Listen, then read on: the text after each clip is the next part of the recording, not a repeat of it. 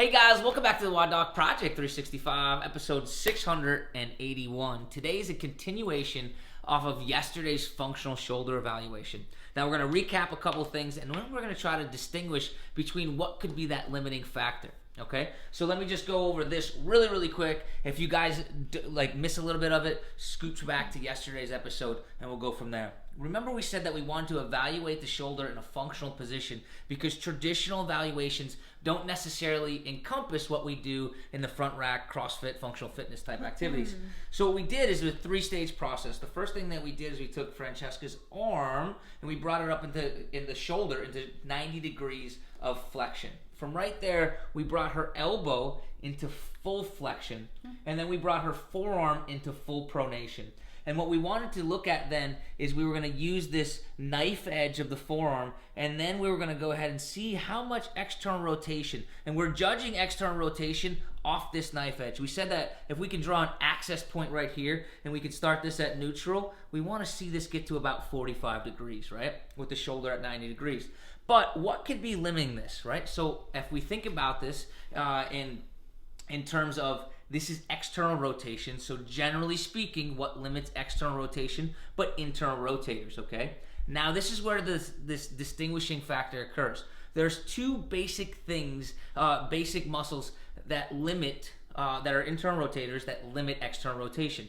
The first one is the ones that are they're shorter and they're located underneath the scapula. So it's called the subscapularis, right?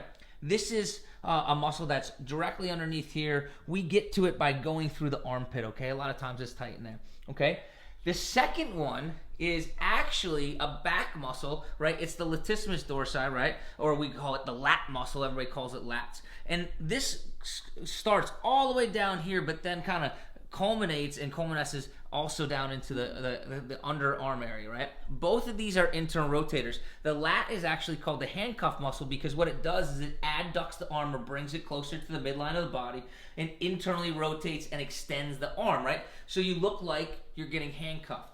The subscapularis, right, simply internally rotates, and it has a little minor bit to adduction, but literally just internally rotates the arm.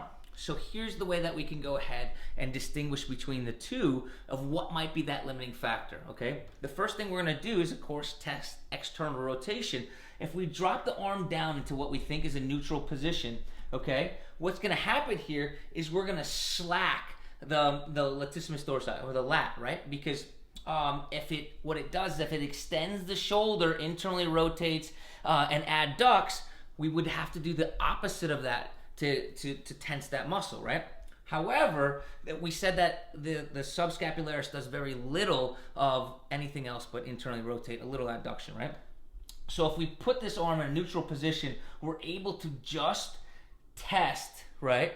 Just test the subscapularis, right? So we look at this arm in a neutral position first, okay? And then when we go ahead and we bring this up into to varying degrees of shoulder flexion, basically what we're doing is we're tensing that entire lat muscle, and the farther that we bring this into shoulder flexion, the more it's going to tense that lat, right? That makes sense. So basically, we want to start here at 90 degrees so we can distinguish, okay, start here at 90 degrees, and now look at that external rotation. Can we get to that 45 degree angle that we were looking at, right?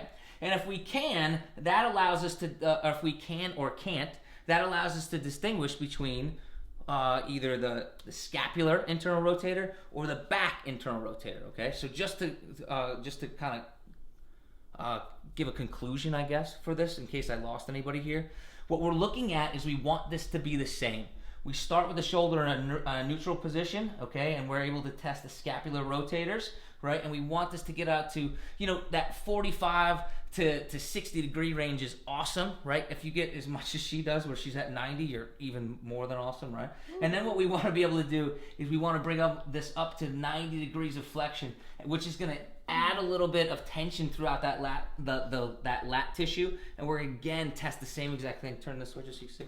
And then we're gonna again test that same thing, and we're gonna see how much of that external rotation that we might have lost. If we lost a whole bunch, well, then we could probably think that the culprit is going to be the lat tissue. So we're going to spend a lot more time rolling the lat and back tissues, right? If we have practically the same amount, even if it's limited in that neutral position versus limited at that flexion position, then we're going to have to attack both the scapular internal rotators, or we're going to want to attack the scapular internal rotators more than the back.